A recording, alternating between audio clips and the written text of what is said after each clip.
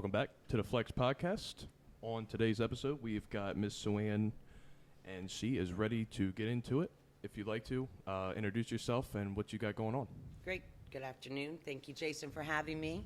My name is Ann Armitage. I'm an attorney in St. Mary's County, and I'm currently running for the Circuit Court Judgeship in St. Mary's County. I've been a lawyer here for 33 years. Grew up right here. We're in Ridge on this podcast, which I'm happy to be here. Grew up right here in Ridge, and have been a lifelong resident of St. Mary's County. Okay. Do you mind just moving your mic just a little bit closer? Sure. And come up just a tad bit. Yeah, that's good. Thank you. So, how did your experiences as a lawyer shape your decision to run for judge in St. Mary's County? You know, Jason, I love this county, and I came back after graduating from law school to St. Mary's County. I'll tell you a funny story. My dad was getting his haircut. I was working for the domestic violence clinic, basically working out of my old beat-up car, meeting domestic violence victims at IHOP. I didn't have an office. My dad was getting his haircut by the barber, John Bohannon Sr., and he said, my daughter needs an office. And he said, well, we have an office over in our insurance agency. She can have that. So they literally gave me a free office to start my practice, which is what I wanted to do for a year and a half. It was fantastic. So after practicing law for 33 years, I decided I wanted to give back in another way. I have been working diligently, mostly with family law clients, but, you know, workers' compensation, criminal cases. And I just believe that this county deserves a judge that's from this county, that's interested in this county, and has been involved in this county. And I decided it was time to give back, and that's why I'm running. That sounds good. As a young voter, and I think I get to vote this upcoming election? I think so. I think I hit the mark. I'm interested in understanding your perspective on ensuring fair and impartial justice. How do you plan to uphold these principles if elected? Jason, I grew up on the 4C principles. My mother instilled in all of her 4 children the 4 C's, and those are compassion, the ability to listen and be compassionate of our fellow man. They are courage to make a hard decision but always do the right thing. They are commitment to work very hard to do the right thing, and it's community, to do it for our community, to ensure fairness, impartiality. I think you have to have those 4 principles, and I believe that these principles, once upheld, will make you a perfect judge. Okay. What specific changes or improvements do you hope to bring to the judicial system in our county, especially regarding accessibility and fairness? I have a couple of initiatives that day one I'd like to hit the ground running with and try to implement. The first one is a veterans court. As you probably know, because you grew up here in this county, we have 12,000 veterans in our county.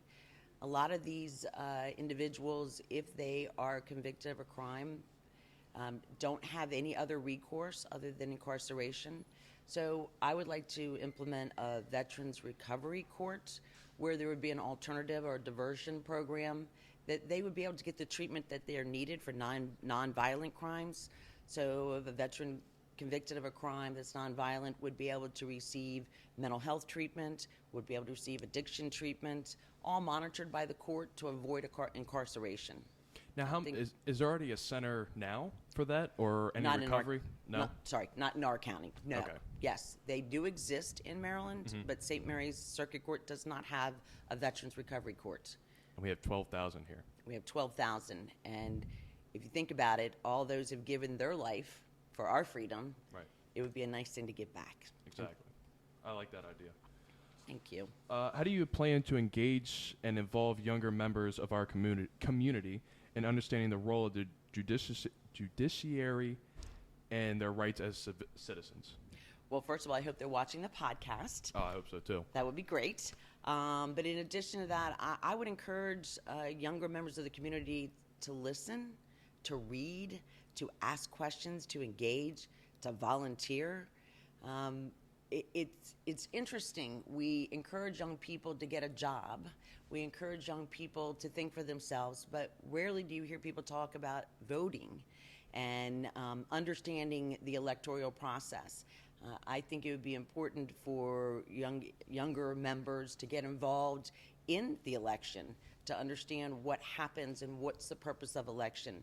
It's also important to understand that an individual who's elected as a judge sits for 15 years. That's a long time. It is. Make sure that you understand that so that you can make the right choice for who you want to sit for 15 years. Now, has your campaign done any like youth local or like any, I guess, campaigning at like local youth events or anything? My campaign has been all over this county. Has it? But the funny thing is, I'm always all over this county. Yeah. Because I enjoy what the county has to offer. I enjoy volunteering. So there hasn't been any specific events that say this is for youth. I did participate and sponsor the cancer awareness and raise money at Leonardtown High School, the event for Leonardtown High School, which was a really great event.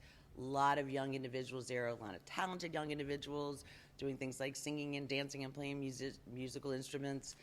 So I did kind of get the word out about the campaign there, but this podcast is a fabulous idea. Oh yeah, and there's you got a lot of young people listening on this, so yeah, it'll and definitely help. I appreciate you inviting me, and I encourage a lot of other individuals to do what you're doing because you're learning. Well, thank you. Thank you.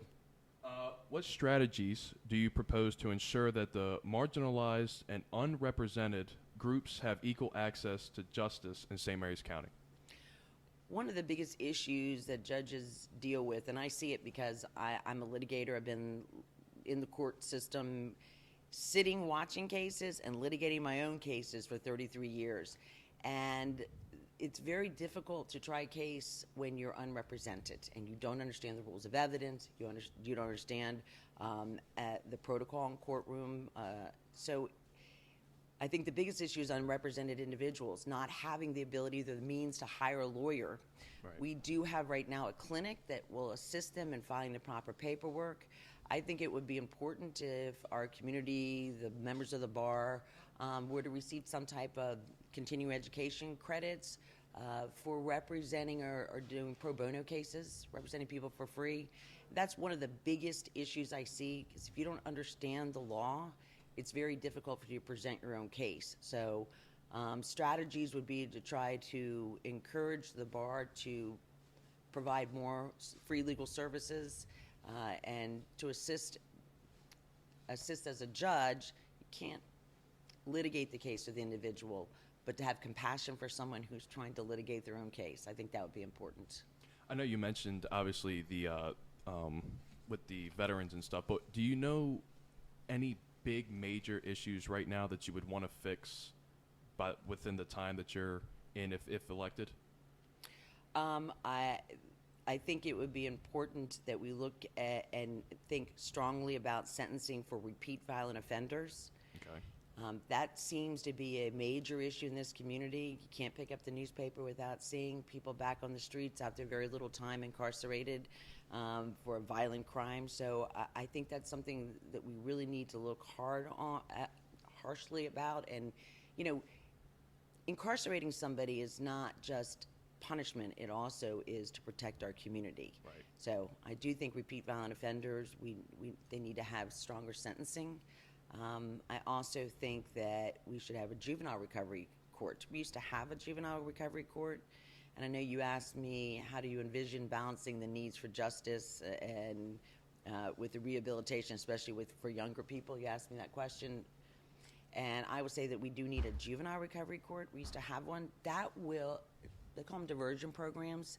What it does is provide an alternative to incarceration for nonviolent crimes. A lot of times, crimes are committed because of mental health issues or obviously addiction, Right. drug addiction, alcohol addiction. The recovery court would give an alternative so that we could, number one, reduce the number of individuals in our jail system, but also provide an alternative to get them help. We're hoping that if we give them the resources now and the treatment, that we won't have them back in the adult court, right? Yeah, that's smart. How do you envision balancing? Wait, did I already ask that? No, I answered it though. Oh, okay. Thank you. You didn't ask it, I answered it. In your opinion, what role should technology play in modernizing our court system, and how will you ensure its fair and effective integration?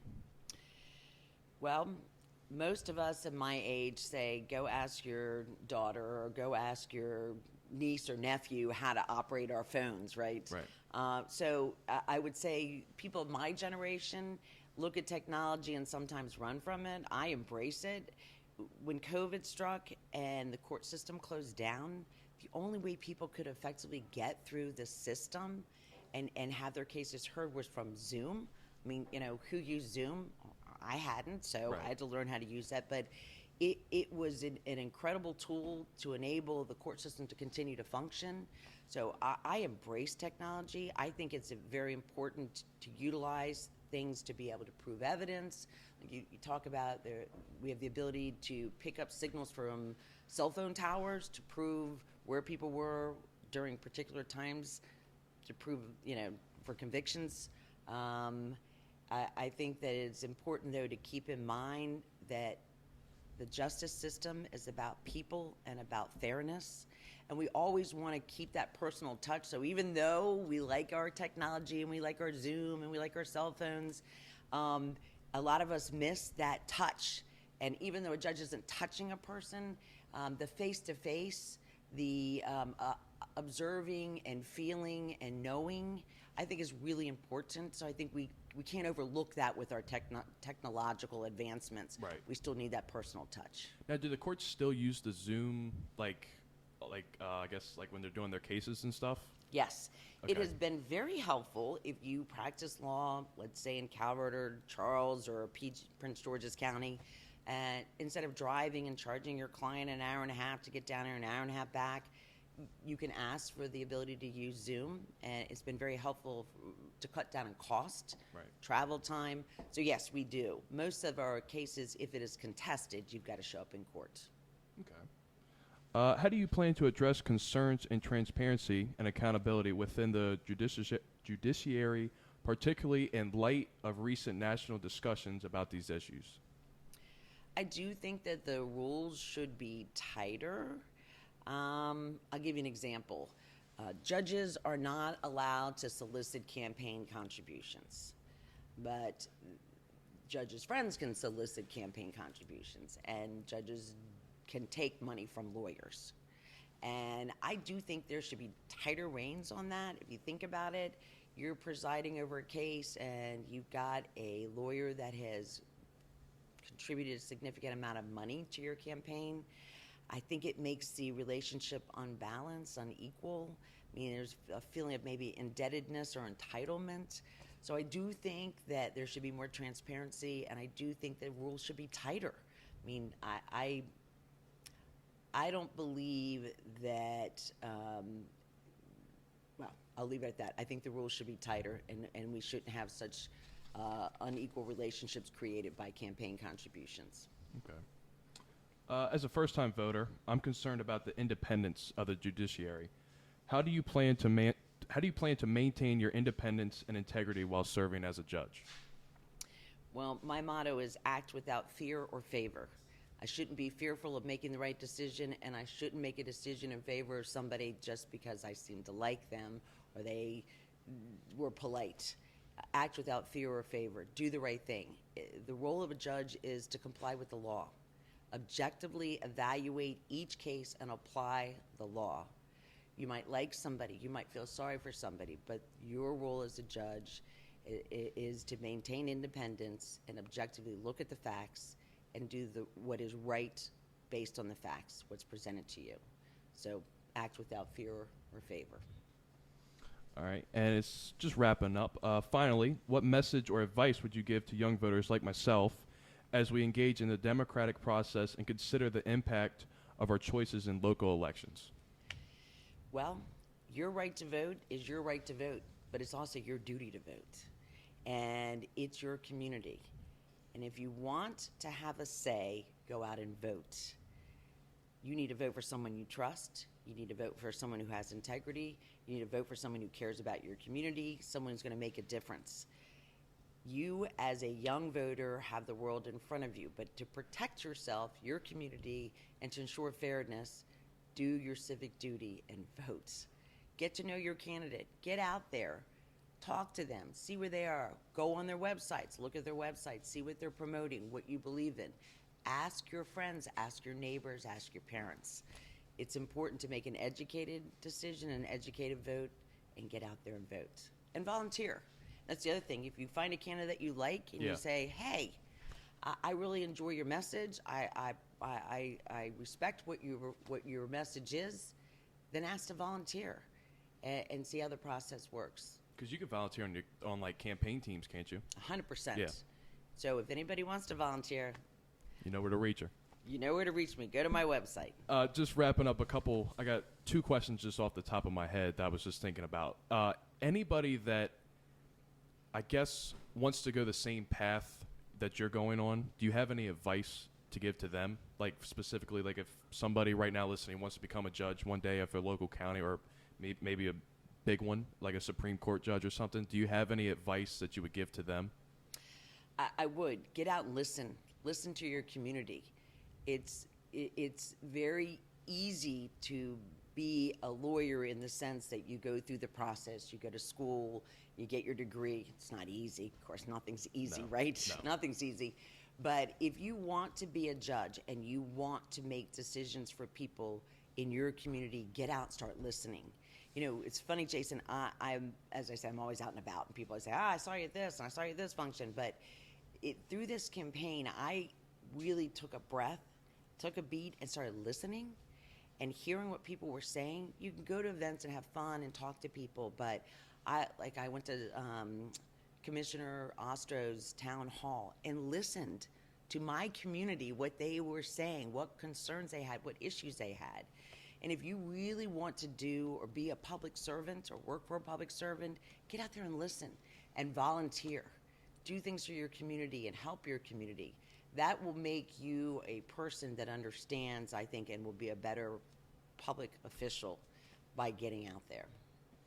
Well, I really do appreciate you doing this and taking the time to do this. If you'd like to promote any upcoming events, social media, anything you'd like, and yeah. Yeah. Well, I would say please go to votearmitage.com. Upgraded a little bit my website.